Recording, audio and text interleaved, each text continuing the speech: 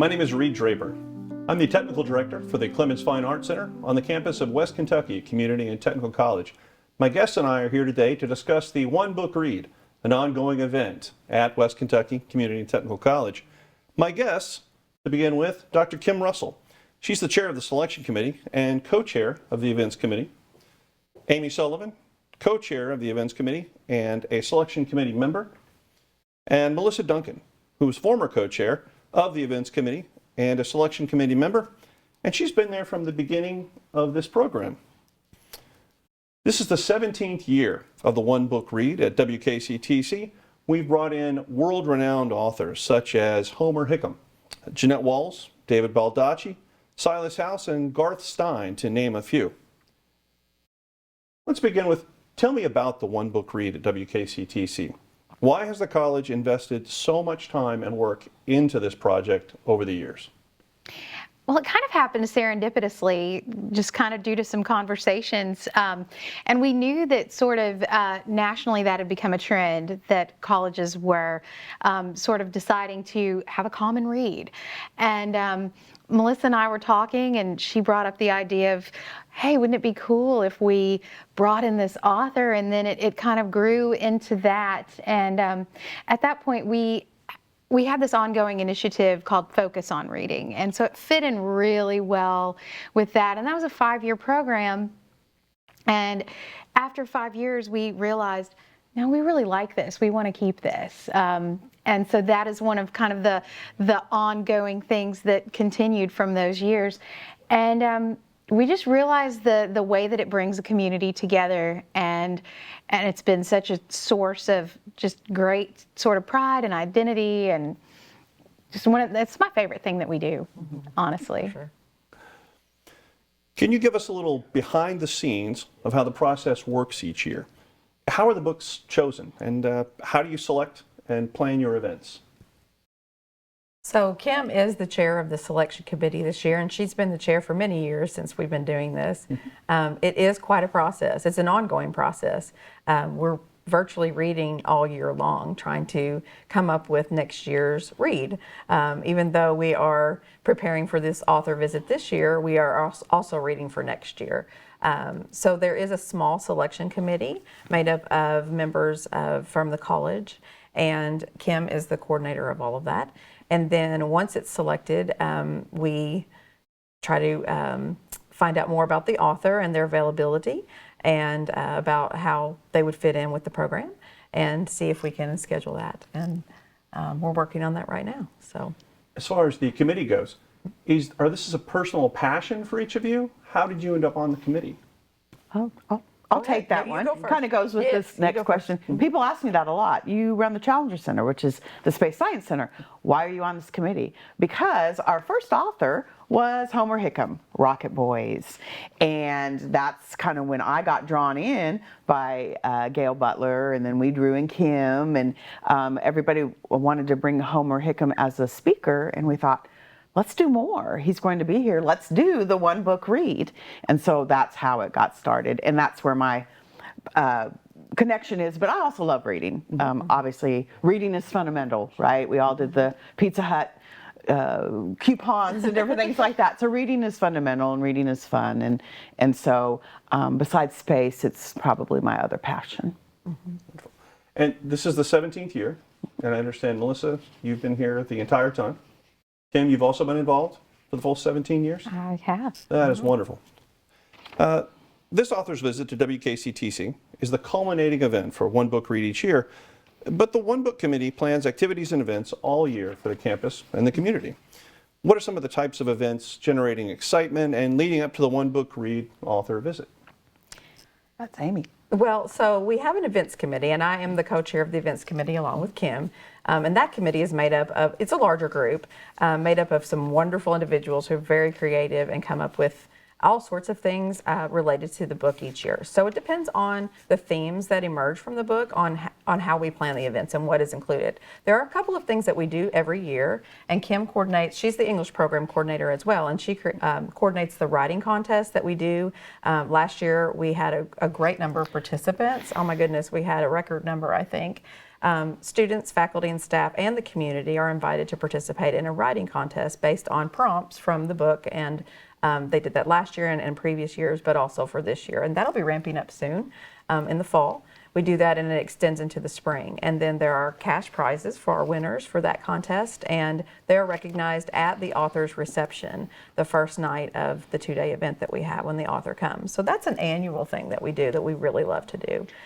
But there are some secret things we're planning that we can't reveal yet because they're in the works regarding this year's read. So it all depends on what themes are emerging from that book and what things we think we can connect with the community and with the campus. So we have some really great things planned for this year. We've had some wonderful events over the years. Like one of my favorites was when we got the theater at Maiden Alley and showed October Sky, which was based on we did that. And Rocket then Boys. we did that Road to Dampus. We did that with Little Princes too. Yes, Yes. that's About great. Nepal. Yeah. That's honestly one of my favorite parts is just the kind of excitement that builds throughout the year with some of the things.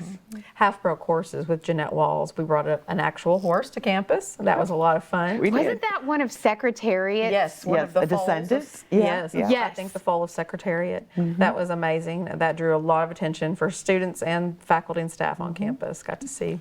I'm sorry, I missed that one. Yeah. All right, here's the big reveal. So for those of us who haven't heard about this year's selection, what's this year's book, and can you tell us a little about it? So this year's book is a memoir. It is, thank you. So this is called A Pearl in the Storm. It's by, I consider her a Kentuckian because she's been here longer than she was anywhere else, Tori Murden McClure. She is the president emerita of Spalding University, and among her many daunting personal accomplishments, she is the first woman to have rowed successfully across the Atlantic Ocean. Yeah. And she was also the first woman to ski to the South Pole. And this is the story. She kind of interweaves it with her life and gives us kind of her whole journey to getting there in the first place and who she is, and then she takes us across the Atlantic with her. And we just found it to be a wonderfully compelling, inspiring story. So this is her story. Wonderful choice. One of the things the selection committee does look at is how it can appeal to various groups of people and disciplines across campus. And this certainly does appeal to a variety of different groups. So that is something we always look for in the selection process. I had always wanted to read this book. It was published in 2009, so it's been around for a while. In fact, I believe a few years ago we kind of had it in our long list, and so last year I wanted to revisit this, and then I went to a conference last October and heard her speak, and I came back and just said, got to bring her to Paducah. It's a phenomenal book. And we had a lot of wonderful contenders last year. Several that we were excited about, but when this presented itself and then she expressed that, yes, she would love to come to Paducah and serve as our author for the year, it needed to happen. The One Book Read, it's not just for WKCC students, faculty, and staff. You also want to encourage the community and local high school students to participate. Can you tell us how the local schools and the local community members can be part of the One Book Read process? So we have dual credit students that are in high school that are our students for West Kentucky. The English classes, English 101 classes, which are included in the dual credit high schools, are required to read the book as part of the course. And so they're all reading it anyway, and that sometimes extends even to high school students not necessarily enrolled in dual credit. We've had other groups of high school students join us and we do appeal to them specifically to bring them to campus. Sometimes our students especially, it's the first time they've had an opportunity to meet an author. Sometimes it's the first novel or memoir that they've read, and so it's really a unique population that we really like to reach out to, but our community as well. So many book clubs in the area like to adopt the one book read as part of their process, and they've done it for years. Many of them come year after year, and it's wonderful. Women and men participate in the read. We just have a large, wonderful group of people from the community that take part in this each year and look forward to it every year. That's one of my favorite things is when you see these book clubs and they come year after year and they come in a group. And so it's like this big kind of fun function for these book clubs to come together, and they get their pictures made with the author. Yes. And so, yeah, anybody who's in a book club, I hope that if they haven't got this on their radar yet, maybe they will and read it together and talk about it, and then come meet the author and it's all have a free. fun night out together. Yeah. What I always end up running the book signing because apparently I'm organized Very and good at bossy it. sometimes. Very good at it. But Assertive. assertive. Assertive. But there's certain ways, different authors have certain ways they want the book signing done, and that's my job to make sure we meet their needs and their expectations. But I love standing with people in the line and listening to them talk about what the book meant to them or why they're so excited. Especially that I still remember that very first one, Homer Hickam. We actually had his book signing at the Challenger Learning Center, and people were bringing in not just the book but model rockets. I may have done that also. It may be in my room at home. Was that to sign or to launch? To sign. I don't know that I want Homer launching rockets in our yard because of some of the experiences he had back in the day. But it's just fun, like you said. It is so neat to watch the community interact with the author, and I think every author that we have has been extremely gracious, and I've noticed that too. A lot of their contracts will insist on certain things, and then they'll tell me, "Don't worry about that. We're here to meet the people." So that's great. I'm fascinated to have Ms. McClure come here and speak. You mentioned she is the first woman first woman to row solo across the Atlantic. She's also the first American to do it, male or female, I believe. You mentioned to the South Pole. She was with a group that was the first group to go overland to the South Pole. Yes. Now, Spalding College, I'm looking forward to the rest of the book because she does go over her childhood, her life, her family, and there's some fascinating passages in there. Would you all like to speak to the book at all in terms of certain passages that have meant something to you? In the book, it describes her time going through hurricanes on her voyage. The very process of rowing by yourself through storms. And I don't believe this was her first attempt. This was the second attempt. It takes us through both. So, I hate to give this away though. Yeah. We Can't say too much. Yeah, we can't say too much about Okay. that. Yeah, you're trying to spoil it, Reed. You're right. It's a personal journey for her, and just her determination to accomplish this feat brought her some really wonderful realizations about her life, things with her family. It's a very inspiring book to many people that we've heard talking about it. Two things that struck me. You did mention the hurricanes, and we've had two big ones in the United States recently. I went back and read, and I'm going to try not to give anything away. But at this point, first of all, it's a lot longer time ago. So technology was not. I can just get out my app, look at the Weather Channel, and I know what the hurricane's doing. Well, that technology didn't necessarily exist back then, and some things had happened. So let's just suffice it to say she didn't have access to any of that.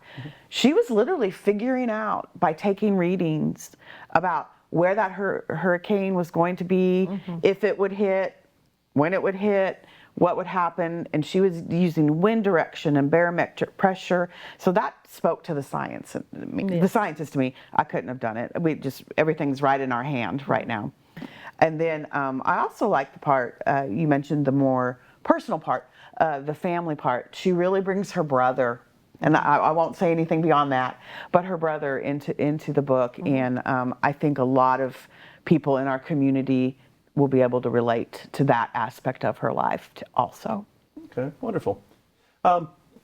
For events like this and for one book, the campus, our catering lead, the chef Jessie Fletcher, she'll create menus that go along with this book. Have those been decided yet? Are you aware of them? Is there a... We were just talking about that. Funny thing. Okay, when you're rowing across the Atlantic, you don't take 4-star meals with you. So we were talking about what we will serve. So no decisions have been made exactly yet. But we do think M&Ms will be involved. I think M&Ms? That's think one of- seafood some might be seafood. involved. Yes, Yep. that's she- just one of the most fun things Yeah. because Chef Jessie's so creative, and so every year she reads the books, and then for our event, the big evening event that again is free to the public, and we really want to encourage people to come and enjoy that. She will create this special menu, and so in the past, like last year's book, our author was Indian and Filipino, so she made some wonderful dishes based on those cuisines, and some of the things that she had mentioned in the book. I'm trying to remember some of the treats we've had in the past. I remember Little Princess. Do you remember? The Nepalese food. Yes. Yes. And it just left my brain what it was. And then we but- read something, oh gosh, I can't remember, it's been so long, but something that was set in the South, and she made this amazing Crystal barbecue. Crystal Wilkinson, Yes, I think. and that was fabulous. Yes, Jessie's wonderful because she pulls out those passages and she really researches into something that would be great that she could make. And she tries new things too, and they are always a hit. I mean, people keep coming back for more. And she'll put quotations at the front of each dish of where those passages came from in the book. It's really, But this creative. year we're looking at M&Ms, maybe some protein bars. But seafood. I keep throwing seafood out there. There'll be something related to the sea. Yeah. It has to be. I can see We'll that. have some good food. It will be delicious. Yeah, what would each of you take on a voyage like this? Oh, that's a goodness. Great question. Well, speaking of It's not a books, desert island. she did have a list of books that she took That with is her true. to keep her company. Her books keep her company. She had music. Correct. And music. She had Yep. music. Yeah, and I guess this was before iPods Yes. and This is before not the her, this is you. Kindle. Oh, what would we have a take? versatile- Well, I'd take books. Yeah. Definitely books. Oh, and she took the portraits of the presidents and Yes. decorated She the did. cabin with that. Yeah, there would definitely be lots of books, but we could probably put those on our e-readers. Yes. Right. Yes, we could. Not have to carry 42 pounds worth of books. I take my Kindle on the cruise ship. Does that count? Yes, definitely. But you'll need to row the entire time. Yes. Amy and Kim, you've had a chance to talk to students and others who've read the book. What kind of feedback have you gotten about A Pearl in the Storm from your students and from folks involved in this one book read? So I just last week collected my first set of essays about the book, and I think the thing that I've found most sort of inspiring and reassuring about those is that they realize pretty quickly that it's not just a book about a lady who rolls across the ocean. It's not, I think a lot of them were really afraid that they would find it a little boring and tedious, just, okay, and I rode a little bit more today, and today I woke up and I rode, and then I rode some more. And I think a lot of them have remarked just on how inspiring her grit and determination is, and seeing all that she overcame, and just being this sort of driven, goal-oriented person. But the thing that I think has resonated a lot with the students is at one point she talks about how she's about halfway through the journey. I don't want to give this too much away, but that's okay. And she's kept a journal the whole time.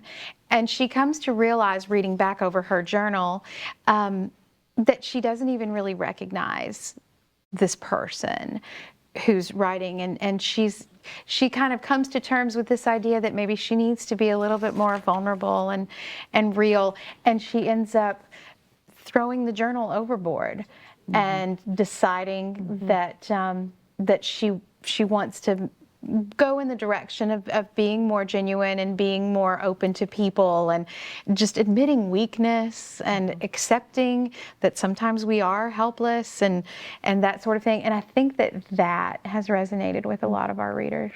All right, before we give away any more of the book, I want the community to get a chance to read this for themselves. Amy, can you tell us where we can get a copy of the book? Absolutely. I'm the Director of Library Services here at Matheson Library, and you can absolutely get it here. Our students and faculty and staff have access, but our community patrons, if you're a McCracken County resident, may check out the book. We have it in Kindle version and in print version. The McCracken County Public Library also has an ebook version as well as print version. And then our bookstore here at WKCTC sells the book in the bookstore. Give me one thing that you took away from the book, from the process of reading it. Kim? It's hard. That is hard. I think for me, it was this idea of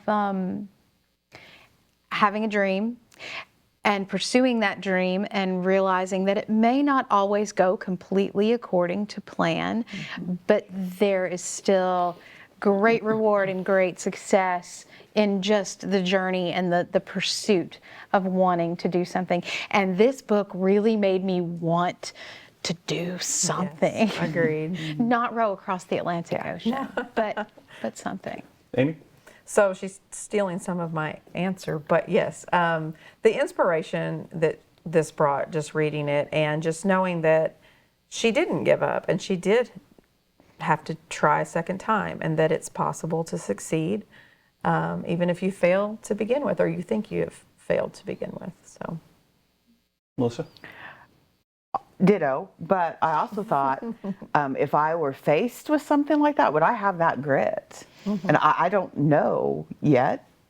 Maybe I'll never find out, but I was astounded by her grit and her determination. And sometimes I think I have that, but it made me stop to think, But again, maybe my thing isn't rowing across the Atlantic. Yeah. I think I like being right here in this nice warm studio. agreed.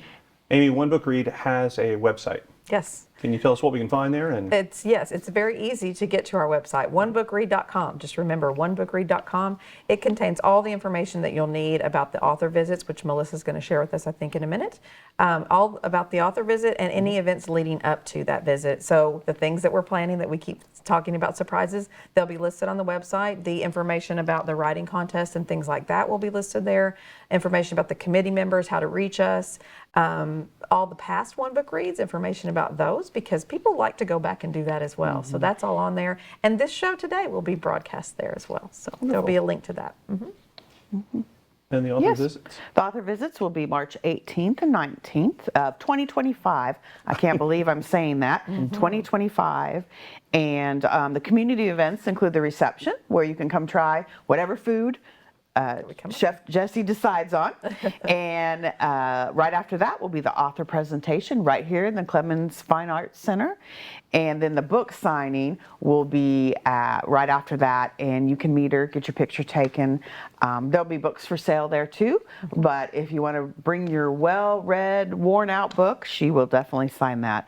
And then on March 19th, the next day, we'll have things for our students, faculty, and staff here on campus. All right. I think we've covered everything. Does anyone have any last comments to make? Make sure you come visit us for this. You won't want to miss it. She is wonderful. Her presentations, I know, are going to be absolutely wonderful and inspiring. So please join us for this. I haven't been this excited about a book in a long time, and we've had some great ones, but We have. this is, I think, going to be one of the most special years we've ever had. Absolutely. And if you want to be inspired, just Google her on YouTube, and she has several great motivational videos and so forth. And I watched a few of those that, honestly, before I read the book, and that got me really excited to read the book. Well, I will certainly go take a look at that. And I encourage all of our watchers and the community to come out for One Book Read and to take advantage of all the resources that our guests have talked about today. So for Dr. Kim Russell, Amy Sullivan, Melissa Duncan, we want to say thank you and be sure to turn out for One Book Read this year.